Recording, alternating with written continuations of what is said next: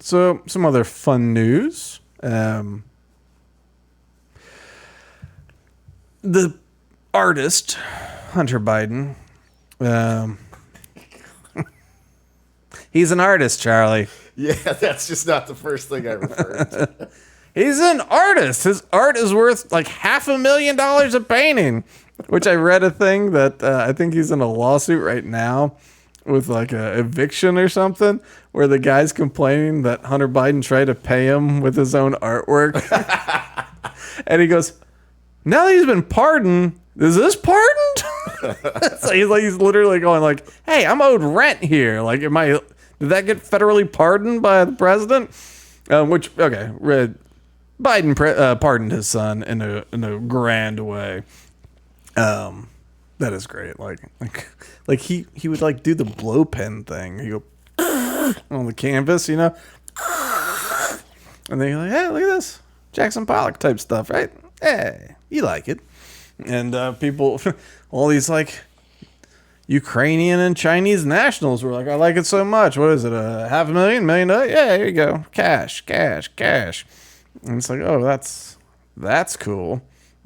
All these like artists who've developed over time who are, contemporary stalwarts or whatever. There's some people that have been around doing good work for a while that do not get $500,000 for a painting.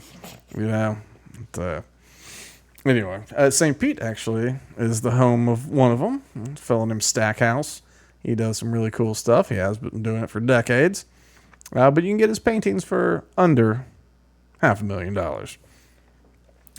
Anyway, so Biden issued an unconditional pardon for Hunter. Hang on, let's see.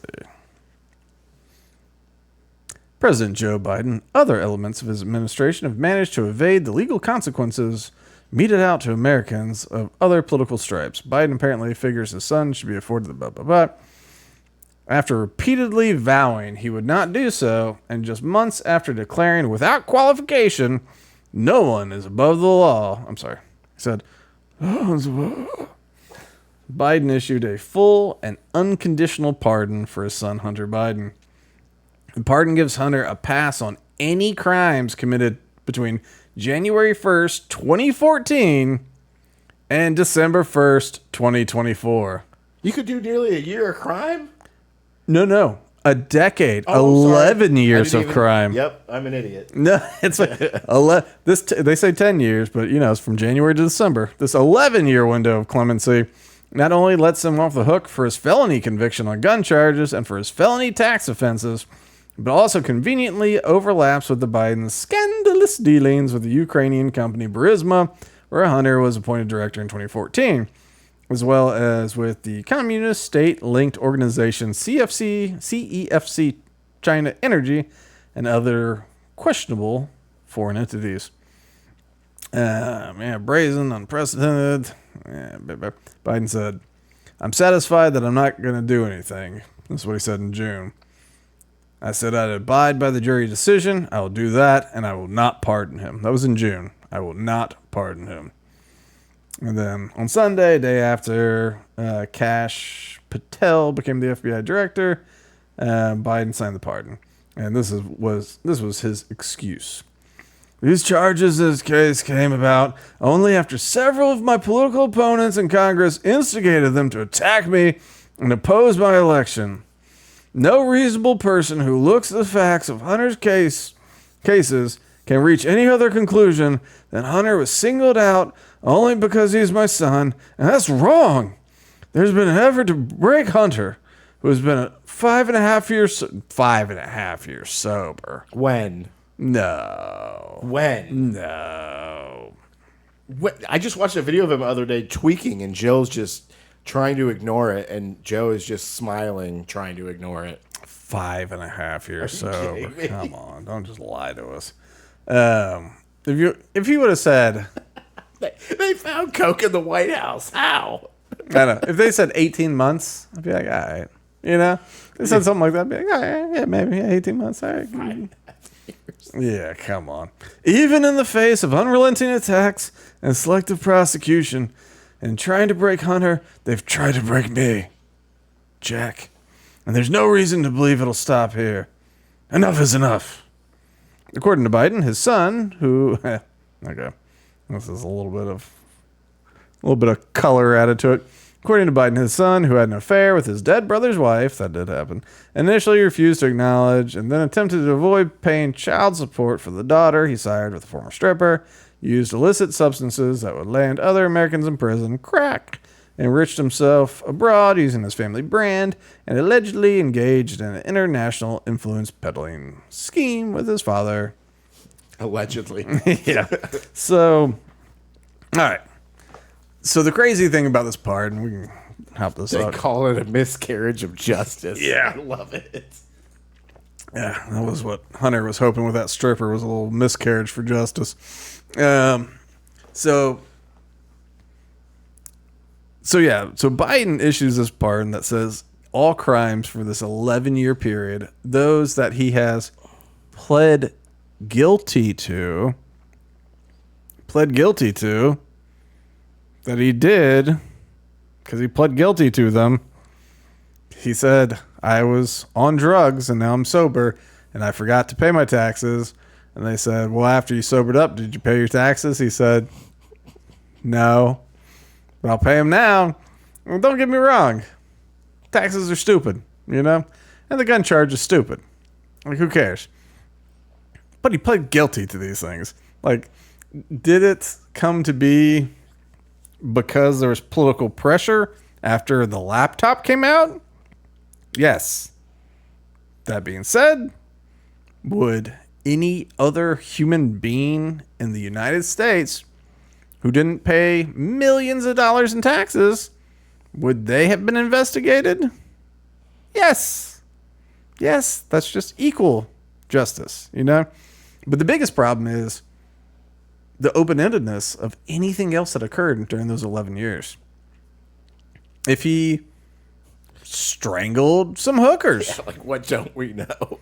I mean, with that laptop, I think we know a lot of stuff. But seriously, like all the charges for I don't know, buying prostitutes, you know, which I think prostitution be legal. I'm not saying that we should go after them for the hookers or the coke or the crack or anything else.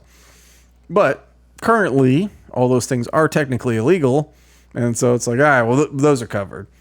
What if we found out he, I don't know, he got too much with one of these hooker strippers and just drowned her in the bathtub? I don't know why that came to mind, but but I don't know. He did crack in the bathtub. But anyway, if there was murder, that would be gone.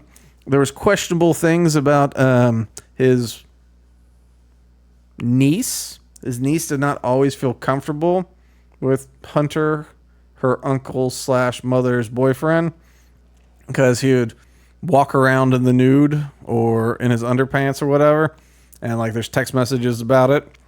And so I'm hoping nothing happened there, but if anything happened there, or even if like neglect, these sorts of things, exposing oneself, these are not possible. It's a blanket pardon of anything that may have happened. And here's the fun part, right?